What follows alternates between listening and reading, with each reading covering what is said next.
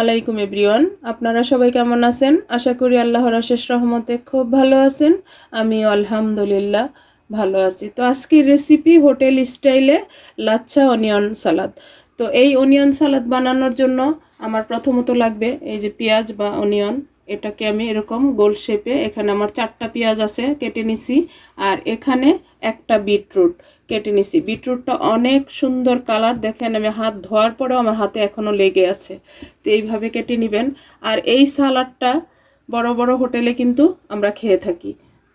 তো আজকে আমি এই সালাদের রেসিপিটাই আপনাদের সাথে শেয়ার করব। এর জন্য লাগবে আমার একেবারে সহজ, এর চাইতে সহজ কোনো রেসিপি হয় না, কিন্তু খুব স্বাস্থ্যকর। এই একটা কাচের বয়ম, এর মধ্যে প্রথমে আমি বিটরুট দিব কিছু। এই যে বিসমিল্লাহির রহমানির রহিম। আমরা এখানে এটা বিরিয়ানিতে দেওয়া হয়, রুটি পরোটা সাথে নান, যে কোনো চিকেন উইংস বা চিকেনের বারবিকিউর সাথেও দেওয়া হয়। এখন এই পর্যায়ে দিয়ে দিব আমি এই যে পেঁয়াজগুলা, এই যে দিয়ে দিলাম। এখন বাকি বিটরুটটা দিব। এই বিটরুটটা তো কত উপকারী সেটা তো আমরা জানি, আর এটার কালারটা এই পেঁয়াজটার মধ্যে পুরা ছড়িয়ে যাবে। এখন বাকি পেঁয়াজটা দিব। আর এই অনিয়ন সালাডটা আমরা কিন্তু কমসে কম 7 থেকে 10 দিন রেখে খেতে পারবো। দিয়ে দিলাম। আর এখানে 10 থেকে 15টা সাদা গোলমরিচ দিয়ে দিলাম আস্ত। আর দিব স্বাদ মতো লবণ। আমার কাছে তো এই সালাডটা অনেক ভালো লাগে। তো প্লিজ আমার ভাই বোনেরা, আপনাদের যদি একটু ভালো লাগে তাহলে আমার চ্যানেলটাকে সাবস্ক্রাইব করবেন, লাইক করবেন, শেয়ার করবেন এবং কমেন্টস করবেন। আর এই রেসিপিটা অবশ্যই ট্রাই করবেন। এখন দিয়ে দিব হাফ কাপ ভিনেগার। আর দিব এই কাচের ঝাড়টার মধ্যে যতটুকু গরম পানি লাগে অতটুকু, একেবারে গরম পানিটা দিয়ে দিব। আর যখনই এই সালাডটা বানাবেন চেষ্টা করবেন কাচের জারের মধ্যে বানানোর জন্য। এখন এই যে আমার সালাডটা কিন্তু অলমোস্ট রেডি হয়ে গেছে। এখন এটা ঢাকনাটা লাগিয়ে আমি 8 থেকে 10 ঘন্টা অপেক্ষা করব। 8 থেকে 10 ঘন্টার মধ্যেই আমাদের একেবারে লাচ্ছা অনিয়ন সালাডটা রেডি হয়ে যাবে। এটা খাইতেও টেস্টি এবং শরীরের জন্য উপকার, দেখতেও খুব লোভনীয় হয়। তো যাই হোক আমার প্রিয় ভাই বোনেরা, আমরা চলেন এটা ঢাকনাটা লাগিয়ে 10 ঘন্টা অপেক্ষা করি। যে আমি 10 ঘন্টা পর আসলাম। 10 ঘন্টায় আলহামদুলিল্লাহ আমার অনিয়ন লাচ্ছা সালাডটা রেডি হয়ে গেছে। এখন এটাকে আমি ছেঁকে নিব। মাশাআল্লাহ এত সুন্দর সেন্ট আসতেছে, ঠিক হোটেলে যেমন খাই ওই রকমই। এই যে একটা ঝাঁঝরি নিয়ে নিলাম, এখন ছেঁকে নিব। দেখেন মাশাআল্লাহ কালারটা। এই কালারের গুণেই কিন্তু আমরা হোটেলে বেশি পয়সা দিয়ে খাই, তাই না? এখন আমি এই সালাডটাকে একটু টিস্যু দিয়ে চেপে চেপে পানিটা ঝরাই নিব।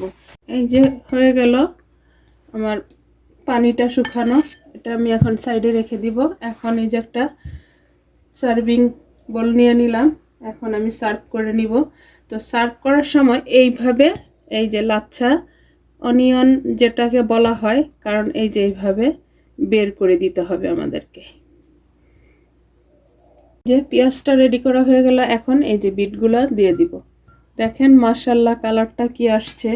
কালার দেখেই তো পাগল হয়ে যাই যে এই সালাডটা খাবো, তাই না? তো প্লিজ আপনারা অবশ্যই ট্রাই করবেন। আবারও বললাম, একটা ভালো জিনিস ট্রাই করতে মন্দ কি, তাই না? আর হাতের কাছে তো এগুলি এখন আমাদের অ্যাভেলেবেল। বিটরুট পেঁয়াজ হাতের কাছেই থাকে। এখন এই পর্যায়ে দিব আমি গোলমরিচ গুঁড়া। তো আমি আজকে দিতেছি সাদা গোলমরিচ গুঁড়া, আপনারা চাইলে কালোটাও দিতে পারেন। এই যে দিয়ে দিলাম। আর এখানে লবণ সব কিছু তো দেয়াই আছে। বাস হয়ে গেল আমার আজকের একেবারে সহজ উপায়ে ঘরোয়া উপকরণে অনিয়ন লাচ্ছা সালাদ। দেখেন মাশাআল্লাহ খাইতে কিন্তু অনেক টেস্টি।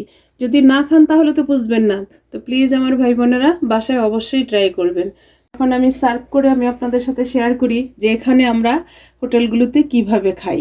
দেখেন এইভাবে সাজায় পরিবেশন করা হয় হোটেলগুলোতে, আর একেবারে খাবারের সাথেও এইভাবে দেওয়া হয়। এই যে দেখেন মাশাআল্লাহ মাশাআল্লাহ।